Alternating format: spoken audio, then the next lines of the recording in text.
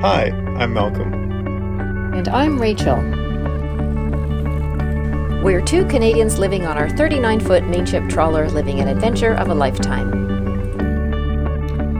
We invite you to follow along as we travel 6,000 miles through Canadian and U.S. waterways around America's Great Loop.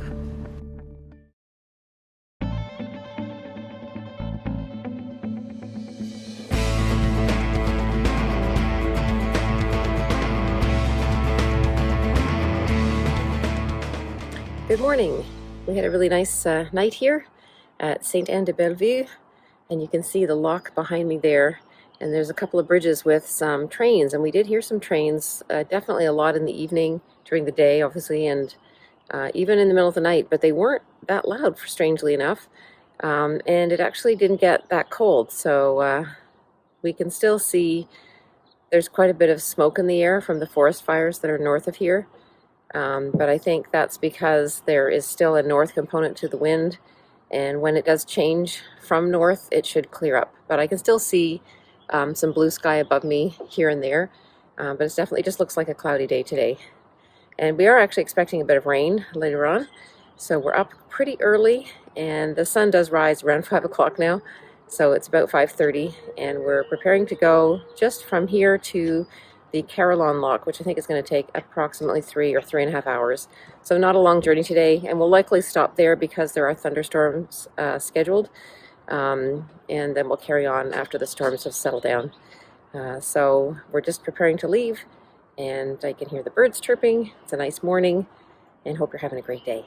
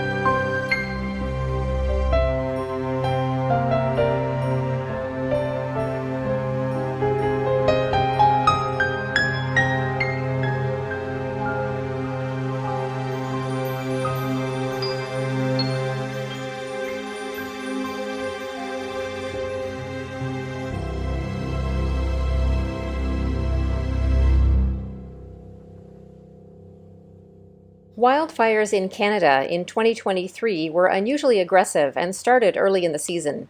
During the summer months, the normal wind direction is predominantly from the south or west. During our voyage through this area, there was a huge low-pressure system hovering over the east coast, causing the wind to push smoke down from the north, not only over us, but even as far south as New York City. Once the low-pressure system moved on, there was some relief from the smoke. This wasn't the only smoke we experienced, but this was probably the worst we had on our Great Loop and made for some interesting orange skies.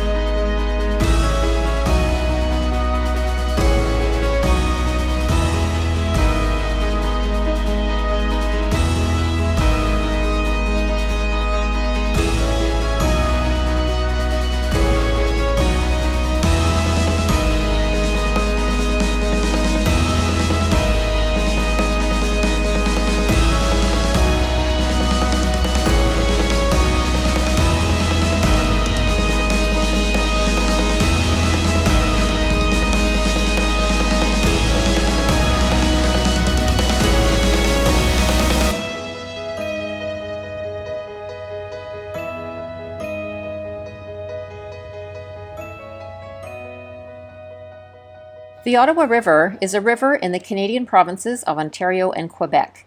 It is named after the Algonquin word to trade, as it was the major trade route of eastern Canada at the time.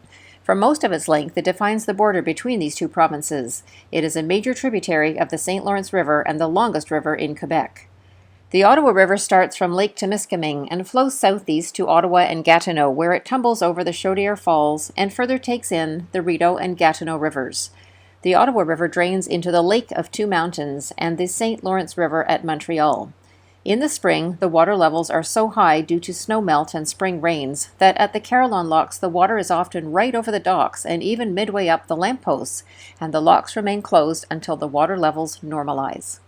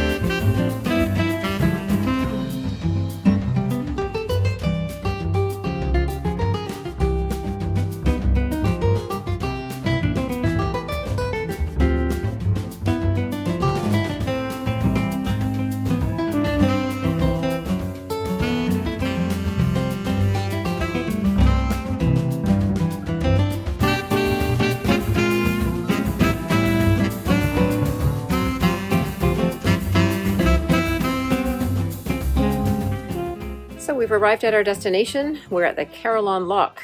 It's a Parks Canada lock, and it's one of the biggest locks on the system. It's a lift of 20 meters, which is approximately 60 feet. It took us approximately 3 hours, and I think it was around 20 nautical miles, 22 or something like that. It was a good day. The only issue we had was the smoke from the forest fires. Made for a hazy view coming up the river. And it probably would normally look like the view we had along Lake Champlain in that area with the hills, the Gatineau Hills. But we couldn't see as well today, and the sun looked really red. So it made for an interesting journey today, almost a bit eerie, really. But we're here for now. We're going to have a little look around. It's actually 9 o'clock in the morning, which is when the lock opens. And we hadn't really planned to go through today because there was a forecast of thunderstorms. So we thought we'd probably stay here and go through tomorrow morning, but we'll just look around and see what it's like and recheck the forecast, check the radar, see where all the storms are, and we may go through, we'll see. But for now we're here. We're just going to go for a little walk and stretch the legs.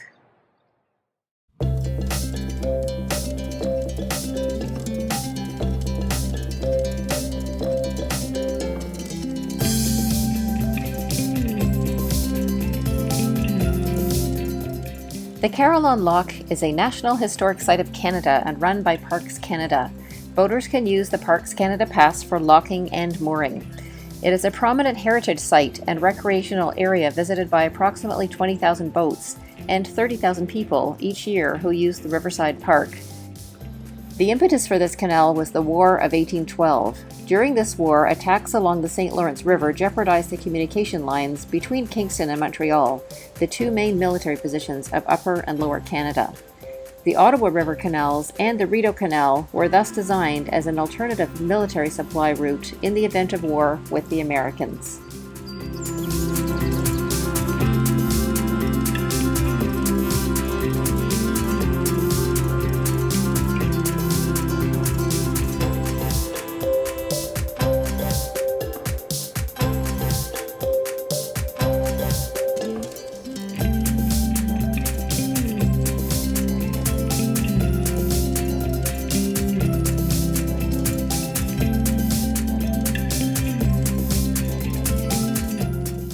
The original locks seen here were preserved for their historic significance. Designed for military use as an alternate route to the St. Lawrence River, the original set of 3 locks and canal were constructed in 1833 and dug with picks and shovels built of hand-cut stones. It was an important link in the Ottawa River timber trade and part of the Montreal-Ottawa-Kingston trade triangle.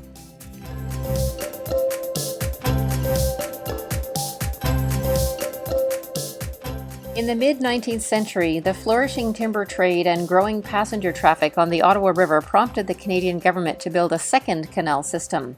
This system operated from 1882 to 1962 until it was replaced with the guillotine lock used today.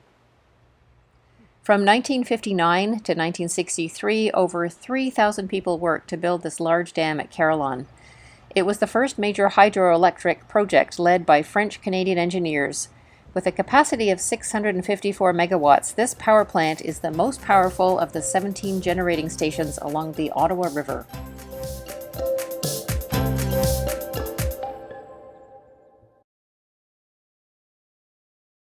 The Carillon lock is one of the highest lock chambers in Canada. It allows boats to negotiate a vertical drop of 20 meters or 65 feet, the same size as the Peterborough Lift Lock. Its 200-ton overhead gate is attached to a 185-ton counterweight so that it only requires a 40-horsepower motor to raise. Each time the lock is used, it displaces over 17 million liters or 4.5 million US gallons of water. The elongated water diffuser at the bottom of the lock distributes the water evenly through many orifices, which prevents highly localized current from jeopardizing boaters' safety.